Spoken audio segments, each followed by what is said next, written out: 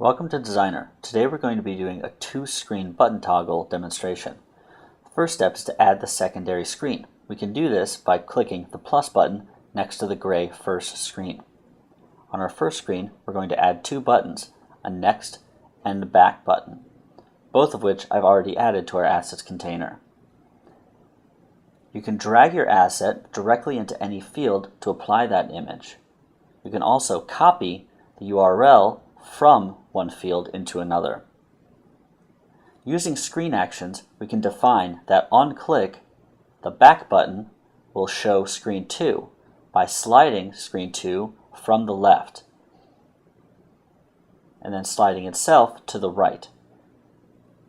Now we're going to define our next button by entering its values of its placement in the layout panel and then placing its image back into the settings. As an important side note, the asset container makes projects with much repetition very easy. Simply drag and drop from your folder or desktop any PNG, JPEG, or GIF images that you would like to use for the project. That makes using images that are in duplicates very easy. In the interaction menu, we're going to use a screen action to go to previous screen instead of show screen. Now we're going to repeat the process from the first screen on our second screen by placing the normal, hover, and pressed for the back button. In the interaction panel, on click, we're going to show screen 1 by going to previous screen.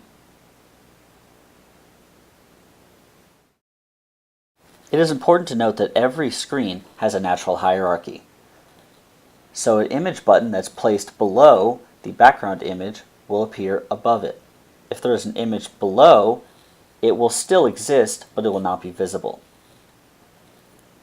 On the Save panel, this is where you would log in if you had a designer account.